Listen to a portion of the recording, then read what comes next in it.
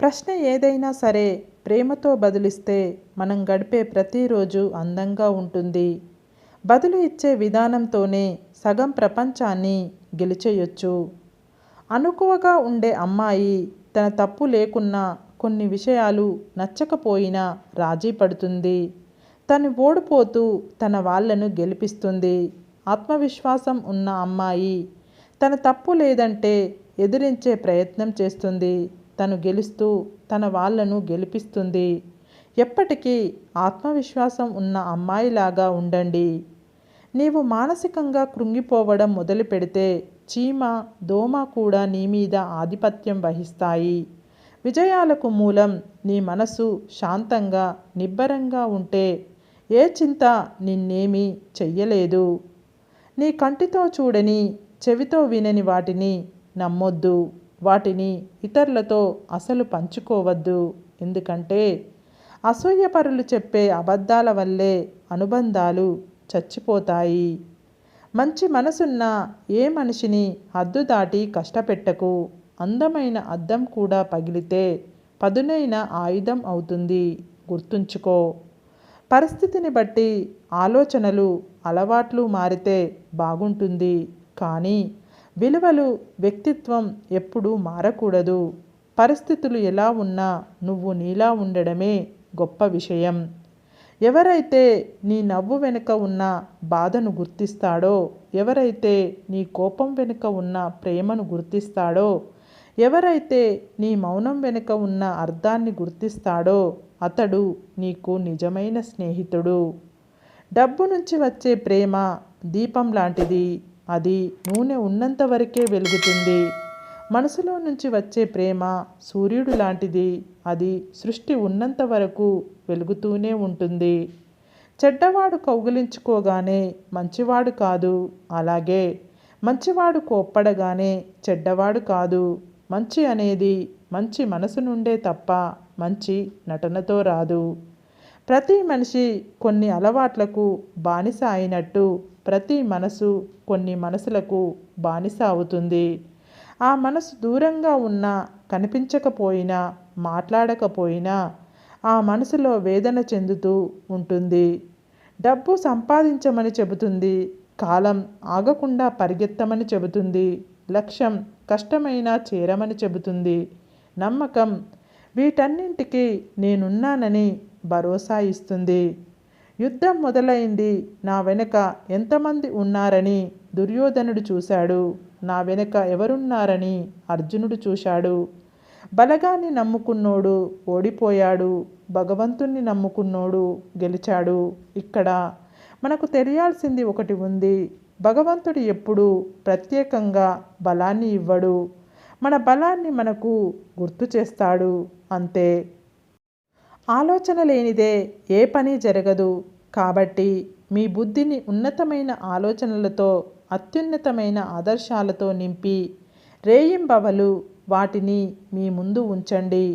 మహోన్నతమైన కార్యాలు సిద్ధిస్తాయి. ఏకాకిగా ఉన్నవారే సుఖవంతులు. అందరికీ ఉపకారం చేయి. అందరినీ ఇష్టపడు. కానీ ఎవరినీ ప్రేమించవద్దు. అది ఒక బంధం. బంధం దుఃఖాన్ని కలిగిస్తుంది. నీ మనసులో ఏకాకివై జీవించు. అదే ఆనందం. నీ జీవితం కోసమే కష్టపడుతున్నావు. నీ కష్టం ఎప్పటికీ వృధా కాదు. నీవు చిందించే ప్రతి చెమట చుక్క 100 రెట్ల ఆనందాన్ని, నీవు కార్చే ప్రతి కన్నీటి బొట్టు 1000 రెట్ల సంతోషాన్ని తీసుకువస్తాయి. ఒక్క విషయాన్ని గుర్తుపెట్టుకో. మొక్క నాటిన వెంటనే ఫలాలను ఇవ్వదు. అలాగే కష్టపడిన వెంటనే ఫలితం రాదు. దేనికైనా సమయం రావాలి. దానికై ఎదురు చూడాలి. నీవు సంతోషంగా ఉండాలని కోరుకుంటే సంతోషంగానే ఉంటావు. నీవు బాధల్లో ఉండాలని కోరుకుంటే బాధలోనే ఉంటావు. ఏదైనా నీ మనసుపైన, నీ ఆలోచన ధోరణిపైన ఆధారపడి ఉంటుంది. దీనిని మన పూర్వీకులు యద్భావం తద్భవతి అంటారు. ప్రతిదీ పరిగెత్తి చెయ్యనవసరం లేదు. జీవితంలో పరుగును ఆపి నిదానం అలవాటు చేసుకోండి. పరిగెత్తే కుందేలు బ్రతికేది 10 సంవత్సరాలే. నిదానంగా సాగే తాబేలు ఆయుష్ మాత్రం 100 ఏళ్ళు. అందం నడవడికలో ఉంటుంది, కానీ ఆడంబరంలో కాదు. సత్యం, ప్రేమ ఎక్కడ ఉంటాయో అక్కడ శాంతి తప్పక ఉంటుంది. రక్తం పంచుకొని పుట్టింది చెల్లి, రక్తం చిందించైనా కాపాడేవాడు అన్న. అనురాగాన్ని పంచేది చెల్లి, అనుబంధాన్ని పెంచేది అన్న. చెల్లెలి చిరునవ్వే అన్నకి ఐశ్వర్యం, అన్న ఆదరణే చెల్లెకి మనోధైర్యం. ఈ జగత్తులో బంధానికి మూలమే ఈ రక్త సంబంధం, అదే అన్నా చెల్లెల అనుబంధం. చూసే చూపులో మనిషి గుణం తెలుస్తుంది. నువ్వు నన్ను మంచిగా చూస్తే మంచిగా కనిపిస్తాను, చెడుగా చూస్తే చెడుగా కనిపిస్తాను. లోపం నాలో లేదు, చూసే నీ చూపులో ఉంది. పనికిరాని వస్తువులు ఇంటికి బరువు, పనికిమాలిన ఆలోచనలు మనసుకు బరువు. పరుల సొమ్ము ఆశించేవాడు భూమికి బరువు. జీవితంలో ఈరోజు మనం ఎంత గొప్ప స్థితిలో ఉన్నా మన కథ ముగిసే రోజు ఏదో ఒక రోజు వస్తుంది. అప్పుడు మనం ఎంత ఆరాటపడినా కాలం వెనక్కి వెళ్ళదు. అందుకే కాస్త ముందు కళ్ళు తెరువు. డబ్బును కాదు, నీ కుటుంబాన్ని ప్రేమించు, నీ స్నేహితులను ప్రేమించు, ఆనందంగా జీవించు. జీవితంలో ఆరాటపడితే సరిపోదు, పోరాడితేనే విజయం దక్కుతుంది. ఎందుకంటే ఆరాటంలో ఆలోచన మాత్రమే ఉంటుంది, కానీ పోరాటంలో ప్రయత్నం ఉంటుంది. ఒక స్త్రీ పుట్టింట్లో 20 ఏళ్ళు మాత్రమే గడుపుతుంది, కానీ అత్తింట్లో పూర్తి జీవితాన్ని గడపాలి. అలాంటి ఇల్లు ఆమెకు గుడి కాకపోయినా పర్లేదు, కానీ జైలు మాత్రం కాకూడదు. డబ్బును పొదుపు చేసేవాడు జీవితంలో ఎదుగుతాడు. అలాగే మాటను అదుపుగా వాడేవాడు సమాజంలో ఎదుగుతాడు. అడవికి పోయినా గాని రాముడు రాజే, జూదంలో ఓడిపోయినా గాని ధర్మరాజు రాజే. వ్యక్తిత్వం ఉన్నోడికి గెలుపుతో సంబంధం లేదు, రాజ్యంతో పని లేదు. ఉన్నంతకాలం ఒంటరిగా ఉన్న రాజే. దేహంలో ఆరోగ్యం, మనసులో ఆనందం, ఈ రెండు ఉన్నవారిదే అసలైన గొప్ప జీవితం. కష్టాలు ఏడ్చినా పోవు, సుఖాలు నవ్వితే రావు. గుండె నిబ్బరంతో నవ్వుతూ పోరాడితే నేటి కష్టాలే రేపటి సుఖాలవుతాయి. చచ్చాక వచ్చి మట్టి వేసే బంధాల కన్నా బ్రతికి ఉన్నప్పుడు వచ్చి పలకరించే బంధాలు గొప్పవి. ఎప్పుడు బాధపడుతూ ఉంటే బ్రతుకు భయపెడుతుంది. అదే ప్రతిక్షణం నవ్వుతూ ఉంటే జీవితం తలవంచుతుంది.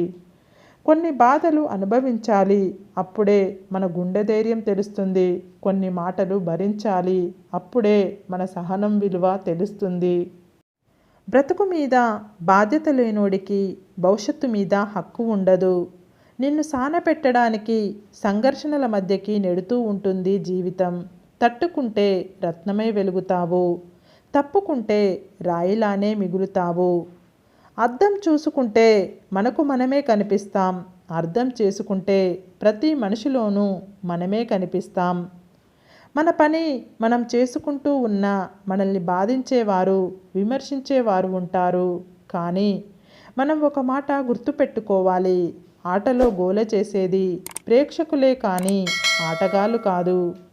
ఎలా బ్రతకాలో ఎలా బ్రతకకూడదో తెలియాలంటే ప్రవచనాలే వినాల్సిన పని లేదు.